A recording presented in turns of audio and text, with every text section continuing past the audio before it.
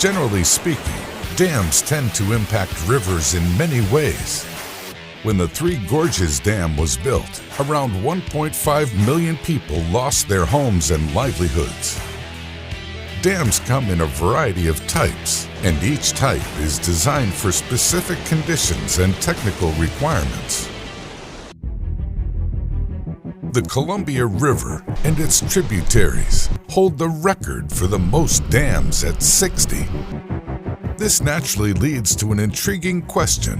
How many dams can be built on a river anyway? 100? 1,000? Is there a theoretical limit? The answer is not as clear as you might think.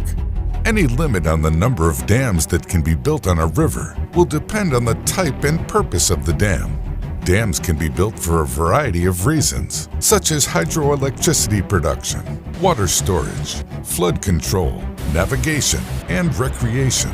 But actually building the dam is only a part of the story. They can't just be built randomly. For example, you can't build a dam on a flat floodplain unless you want it to be practically useless.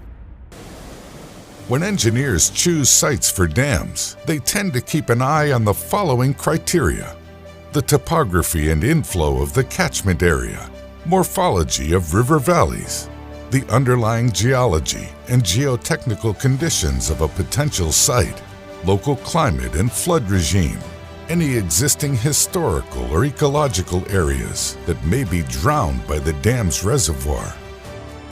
In an ideal world, the site chosen will have enough inflow of water to maintain a reservoir all year around.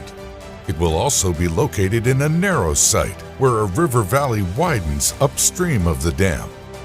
The underlying geology will be impermeable, strong, thick, and not dip towards the downstream of the dam.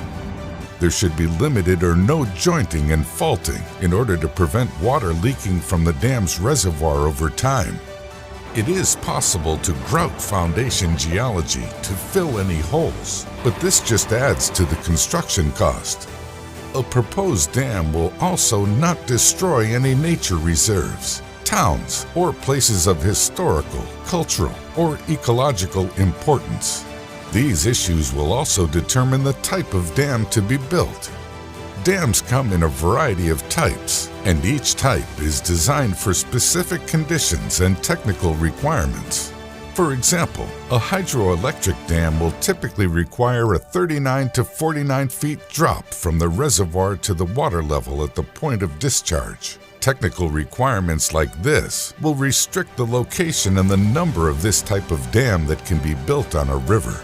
Another major restriction on the number of dams is money. Dams are significant constructions that cost a lot of money, materials, and work hours to design and erect.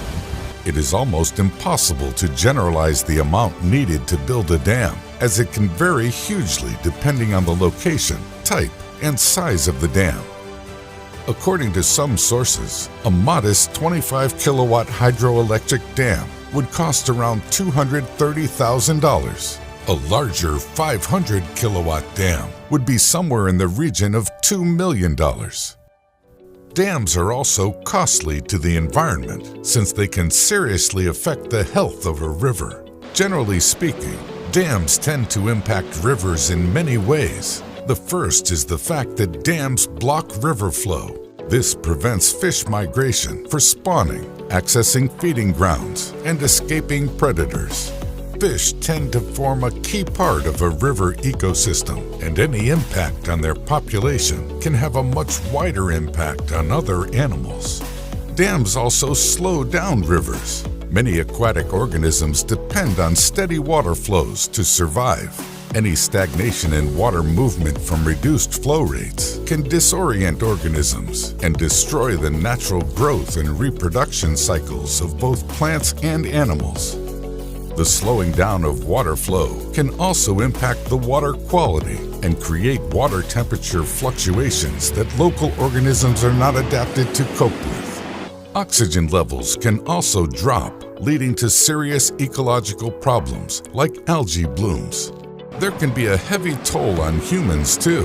When the Three Gorges Dam was built, around 1.5 million people lost their homes and livelihoods. 1,500 cities, towns, and villages were destroyed, and countless rare architectural and archaeological sites and areas of natural beauty were lost. Dams on the Mekong and Nile turned the areas downstream into deserts, destroying people's livelihoods along with the environment. All of these issues affect the type, size, and location of dams on a river. So how many dams can be built on a river? It all depends.